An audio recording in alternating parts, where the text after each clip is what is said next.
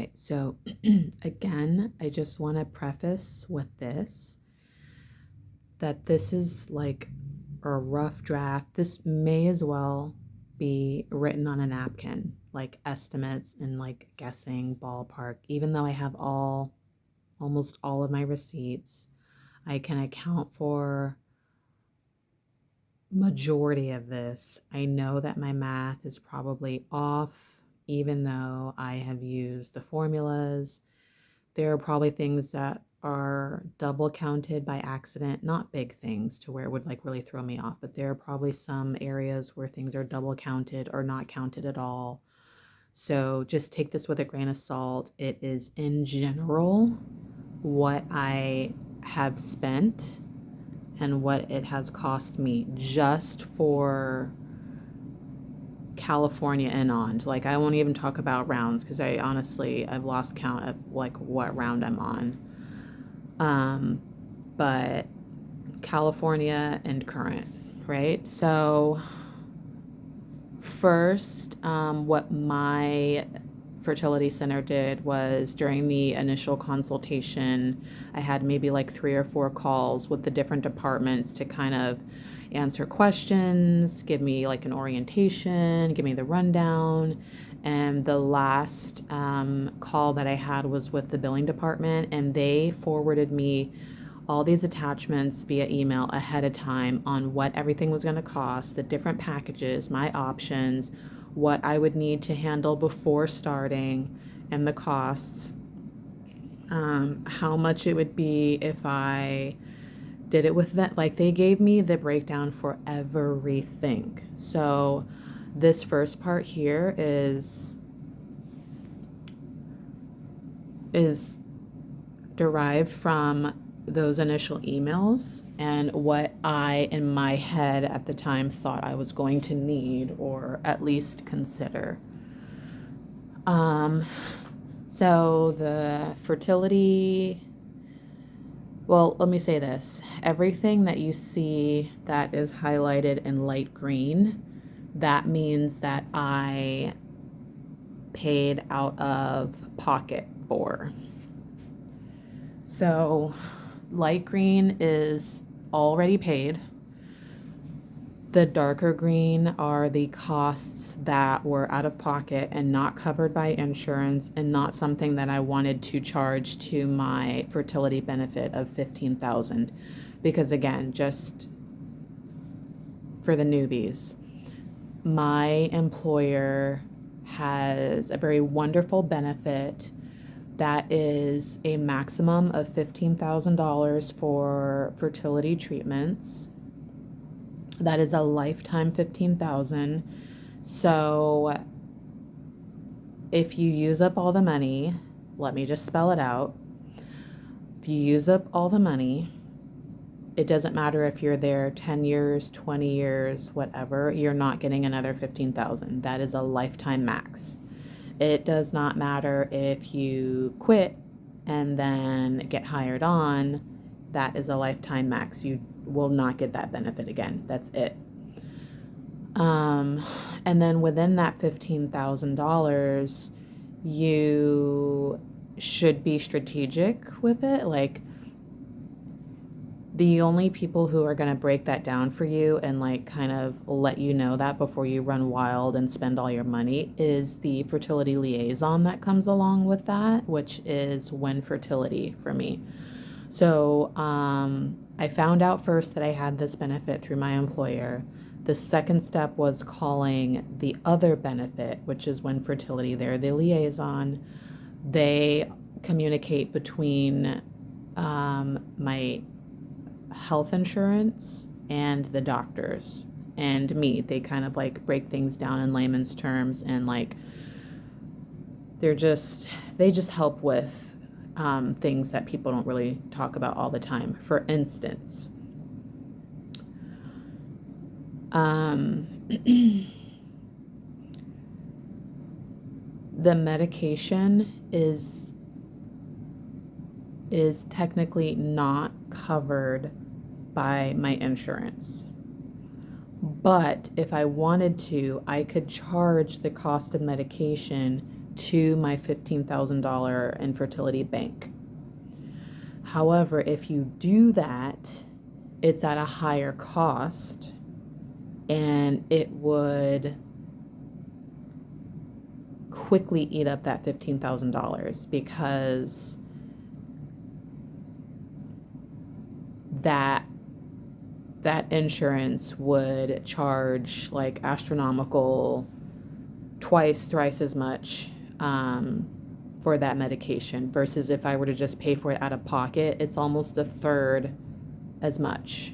So I am so grateful that the nurse at One Fertility, that was like one of the first things she told me in our consultation, was that if you're going to need a lot of medication or just any medication, just do your price checks before you charge it, because chances are it's going to be smarter for you to pay out of pocket than it is to, eat up your bank for procedures and treatments that you'll need. And that was the best advice I've ever gotten, and it was so true, because literally by the time we needed to purchase like the $4,000 worth of meds, it was Menopur, Gonal F, and Cetratide, and all the supplies that comes in your big kit. Like, if you know, when you purchase your stimulating meds, it comes in this big refrigerated box or bag, and it's like full of supplies and meds and ice packs and paperwork, and like it's a whole thing. That cost us a little over $4,000. And I checked with them and I was like, well, how much would this be if we, charged it to the insurance? Because $4,000. And they're like, yeah, if you charge it to the bank, it's going to take all of the $15,000. And I was like, what the? Okay, no. So anyways, back on track. So yeah, everything light green is what I've paid for. Everything dark green is what I would have to pay out of pocket. But in this case, everything dark green doesn't mean that I paid for it. That's just, if I want this, I would have to pay for it out of pocket. There are some things you'll see in red that I opted out of. Red means opted out of, or I already did it. But it also is filled with the dark green, because if I went back and needed to do it, I would have to come up with that, whatever that cost is. Anything in yellow, filled with yellow, means it's just like it's covered under the regular medical insurance, and so there would be no cost. But apparently there's still those two items that I opted not to do because I had already done them at some point, and I kind of fought them about that.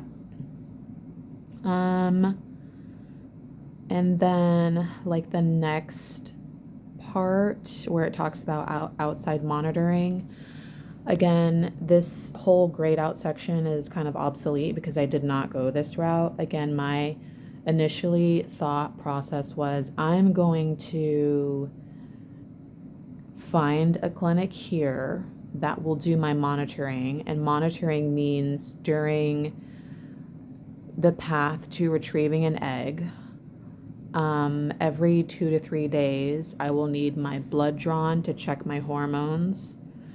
I will need an ultrasound, a follicular ultrasound, to see how many follicles I have and how they're progressing in size. Because they're just labs, I was totally convinced that I could find someone here to do the work and then like fax them over to California, and then my medical team in California and my doctor could just tell me what to do. Well, I'm in Arizona and shit doesn't work out like that. So you definitely need here a fertility center to be able to do that, because they have the equipment and they have the turnaround time. There are some people that can get this done through their regular like doctor or OBGYN or imaging center. And I quoted out imaging centers too, and they would be able to do that. But the next part of it is you need that information to get to your doctor within 2 or 3 hours. And for me, that was the requirement. I need to be able to get this done and have them send it to my doctor within 3 hours. Well, if you think about it, like even when you go in for regular like blood labs for your primary doctor, you don't get those results the same day, let alone in 3 hours. So that was the first challenge. And then when I finally found, there's a fertility center that's literally right down the street from me, and it's like one of the top ones here in Arizona. And so I called them and quoted, and they were actually willing to do outside monitoring. That's another thing. Not every fertility center will take you on as like, I mean, because you're not their patient, so they don't really want you hanging around if you're not going to purchase their services. So this fertility center was like, yeah, we'll do monitoring, and they quoted me the fees. So it would have cost me $70 per visit. That's just a visit fee. And then each follicular ultrasound would have been $200. My E2 labs or estradiol would have been $200. And then the same day staff fee would have been $35. And that staff fee is basically them sending the information to my doctor. So 270, 80, 90, 100, 3, so it's like $305 per appointment.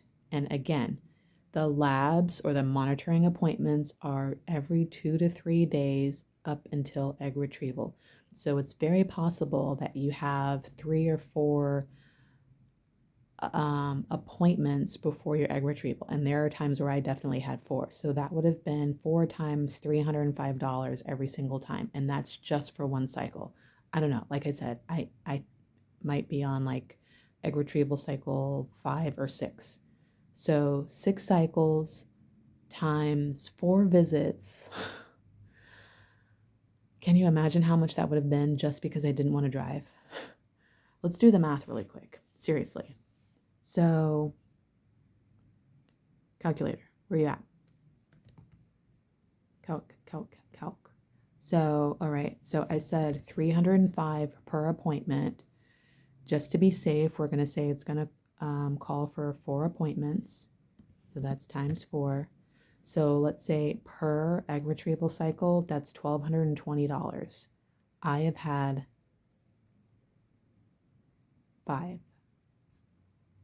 4 in California. So let's just go with 4 times 4. So that alone would have cost me under 5, $4,880 just in lab fees because I didn't want to drive to California. Now, have I considered the actual costs of me going out, like driving out to California? I've not, but I can guarantee you that with my gas,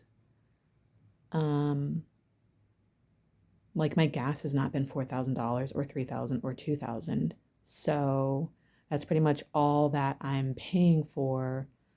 And then we'll get to the whole, like what I'm actually paying for the appointments there in a minute, but it just was not going to work. Like I was not going to pay $305 per appointment up front in cash. Like I was just not going to do that. And that would have been an out-of-pocket expense. My insurance, nobody would have covered that. So no, didn't work. Obsolete. I have this there for information purposes, but it just doesn't make any difference. Again, just another reminder that the one fertility benefit is $15,000. And I don't know why I put how much I have left over as of that date. Maybe because like I called One Fertility to find out how much I had actually used after so many cycles, and that was the number. But I have talked to them again since January, obviously, and they still told me that I have about $14,000 left. So we'll get to that in a minute. Now the medication costs. Again, this is just as it pertains to California doctor. This is not including the standard IVF medication package that we bought before. That unfortunately was a total waste of everybody's money and time because all of that medication just like bounced off me like Skittles. My ovaries did not respond to any of that shit, which totally pisses me off in hindsight because we really could have saved that money, or like just we really could have saved that money had somebody been realistic in like the situation that is me and my ovaries. They were already firing on high, so injecting more fuel into them just was not going to do anything. Anyways, these are the medications that I've taken within my 5 or 6 rounds in Cali. I'm not going to go through each one because that's not what this is, but I just listed the medication. If I had the information, how much was in a pack or a vial or a bottle or whatever it was, that way it could just remind me that, okay, this was like an oil, or this was a pen, or whatever form the medication is in. And then going back to that orientation package that my fertility center sent me, they also sent me a page that talked about all of the medications that they use and how much those were, which is amazing because I could already have an idea of like, okay, if I need X, Y, and Z, this is how much it's going to cost. One of the amazing things that I love about my fertility center is that they only make you pay for what you're going to use. So medication is not wasted, right? So if I only need to be on 20 tabs of estrogen, they're only going to prescribe me 20 tabs of estrogen, and that's it. Like, they're only going to give me one pill of this. They're only going to give me one shot of this. They don't mess around. They're not wasting medication, and the medication is in-house if I want to. Like, you can use your fertility pharmacy, and I have one from like the first round, but I use them as a backup just in case I need more meds and I can't get to California. I can use my fertility pharmacy to overnight me meds, which is freaking awesome. Obviously, it's going to be a little bit more expensive, but it's worth it, and I have used that scenario before. But yeah, the clinic has meds on site that you can pay for little by little. It's kind of like going into the store and like buying one beer or like one can of soda. I love that because you don't need a whole 4-pack. Maybe you don't need a whole loaf of bread. Maybe you need a half loaf of bread, you know? And by them being able to do that, they have eliminated a lot of cost for patients. And I just think that's amazing. So anyways, they gave me the cost sheet.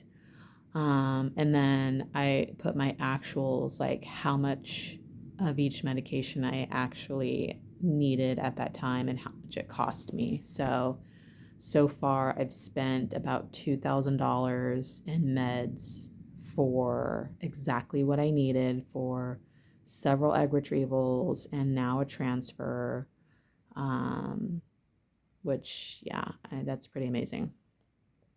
And then again, I just kind of threw this together really quick. That way I could like have it organized, but this is in no particular order. So I'm going from medication to something that I don't really need to hotel stays. Just so you have an idea, it's not in any particular order. It's just here. Hotel stays. So when I first started going to Life, let me pause here.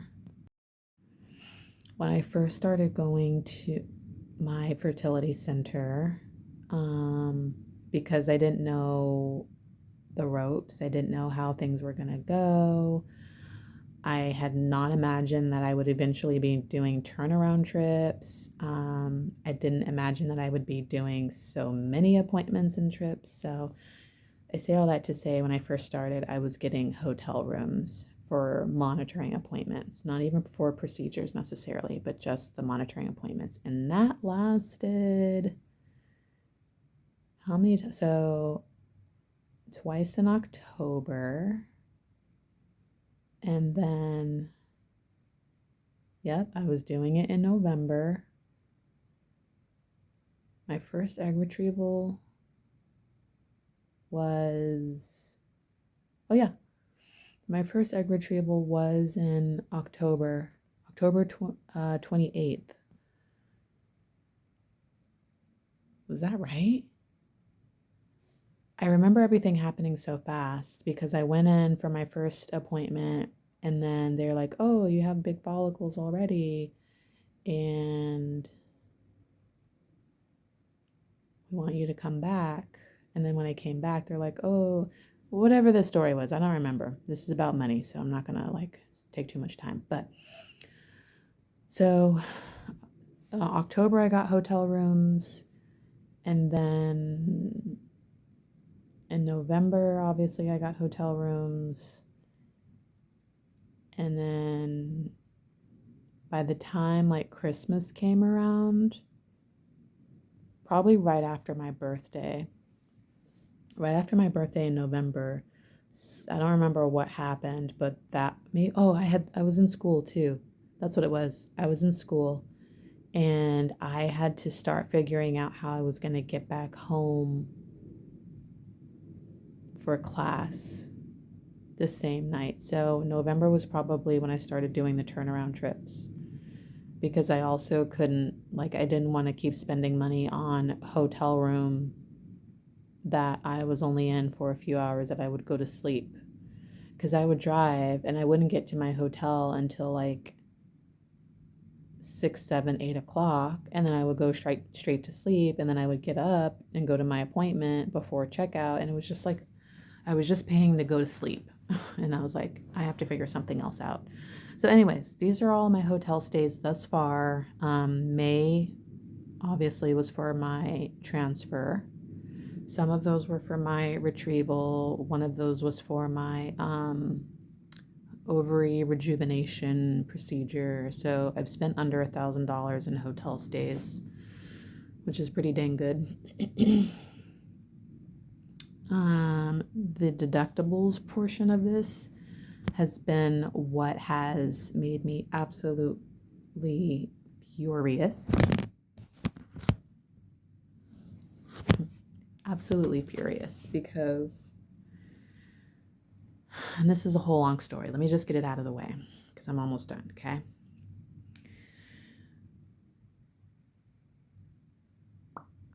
I didn't have to start paying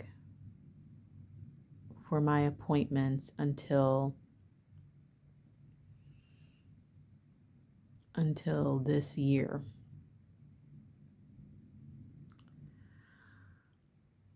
And I didn't pay attention why.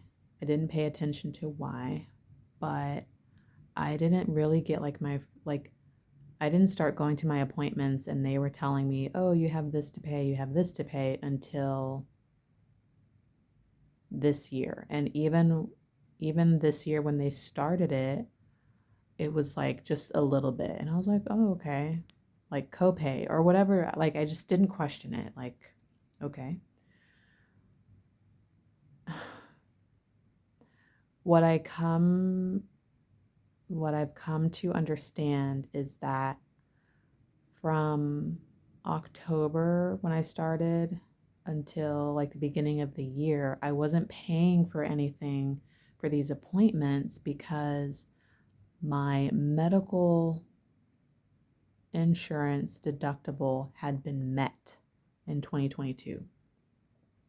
And it was met because I have iron deficiency anemia, where pretty much every year I have needed a blood transfusion, and that's expensive. Blood transfusions are extremely high. And when you go into the ER to get one of those done, because that's always how it happens or how it has to be here in Arizona, you like basically have an ER bill plus the cost of the blood or whatever, times however many bags of blood you need. So every year that I have needed a blood transfusion, that has cost me about $2,000. And then all of the other appointments throughout the year that you have,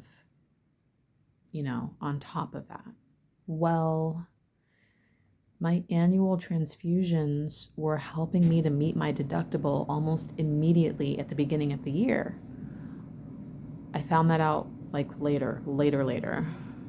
So before I started with my fertility center, my initial labs, I had them done here in Arizona, and it was just like blood tests. That was it. I had them done here, and then I sent them there, and they're like, yeah, you're not starting yet. You need to go to the ER, which I already knew, because everybody that is like plugged into my blood cells, as soon as I get tested and my iron is low, everybody sounds the alarm and they tell me to get to the ER right away for a blood transfusion. I've been having this problem like pretty much my whole life. I already know.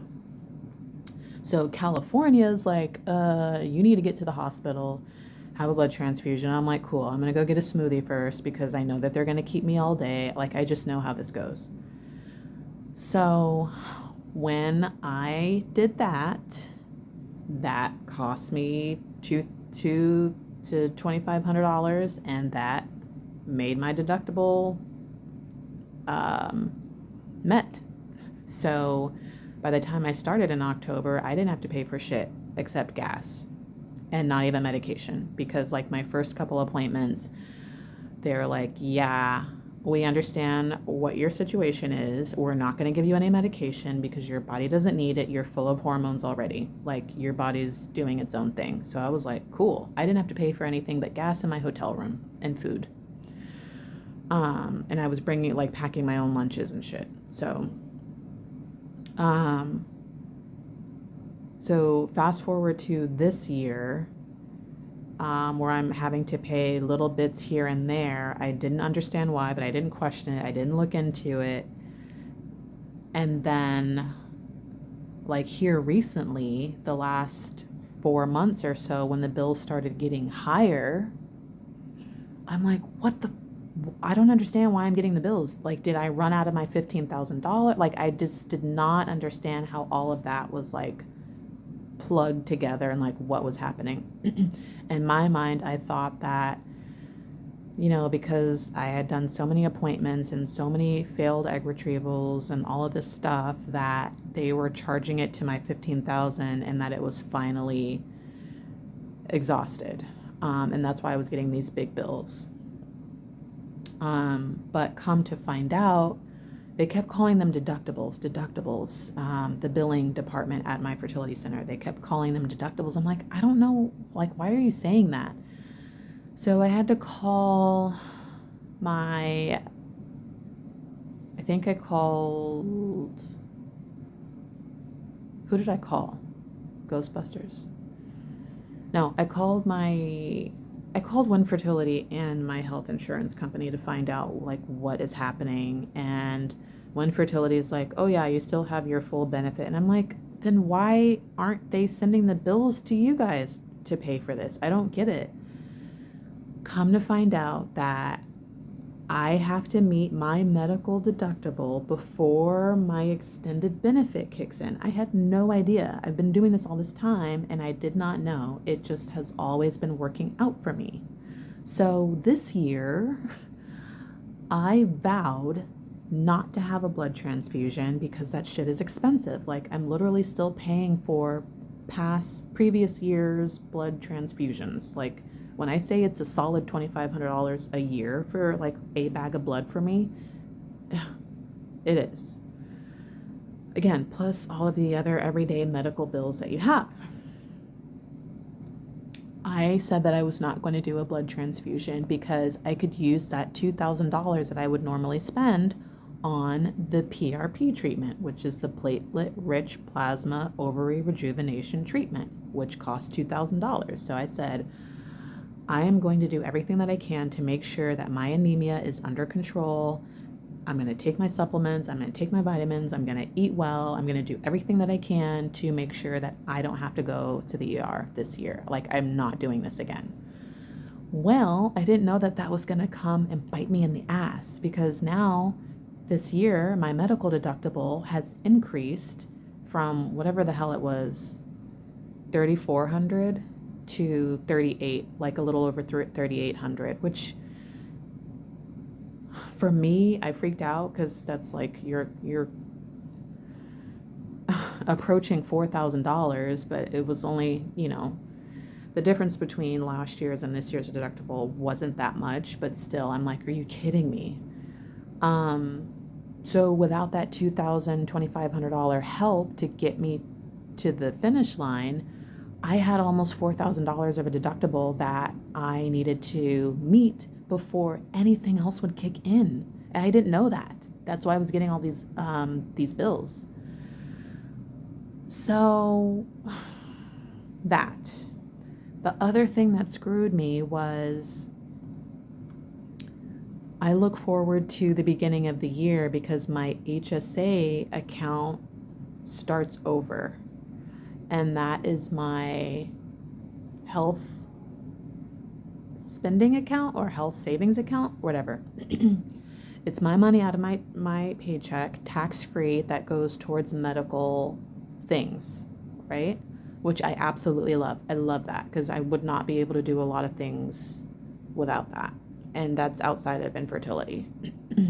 Well, once my HSA account renewed this year, I was so happy because that was my way of paying for that $2,000 PRP treatment in January. Like, everything happened in January. I went immediately, swiped the card, and got the treatment, and $2,000 out of, like, my whole account matched my deductible, because, like, whatever your deductible is for the year that you have to meet, your HSA account matches that also. I hope that makes sense, because I just am not going to explain it because I don't know. So the deductible was like 3,800, right? I said, and the HSA account for the year would have been 3,800, and so I was like, I'm definitely charging it to this. That way I don't have to come out of pocket again for the treatment. Well, I swiped the card, 2,000 gone.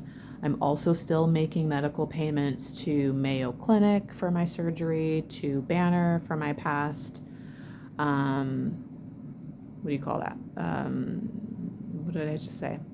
Transfusions. So that additional $15 to $1,800 that I had left on the card went immediately. And so once you exhaust your account, that's it. Like, you just have to wait until next year, right? So it's not like I could pay for these deductibles with my HSA account because I have already exhausted it, like, within the first couple months of the new year. I just have to wait.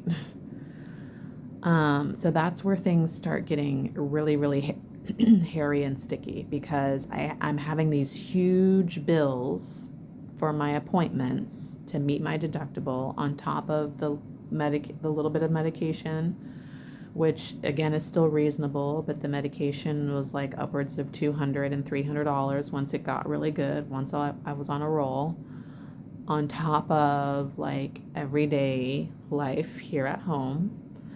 So it got really sticky all of a sudden recently. Like, I almost had I did have a breakdown in May, and I can talk about that at another time, but shit got sticky. That's what the deductible section is, and I want it to die. And then the last portion is my estimated gas that I have spent driving to and from California all these times. And I have accounted for like the times or the months that I was like, I took a break and didn't go to Cali. And then I also deducted, excuse me, 30% of that total for gas each month, just as a generous consideration for like, okay, when I'm not in California, I'm still driving around using gas here at home locally, but it's only 30% because I literally don't go anywhere because I'm too broke to go anywhere and do anything. My whole focus is on maintaining living here and preparing for IVF and, that whole thing. So I don't go anywhere. I don't do a lot of driving except for that other situation.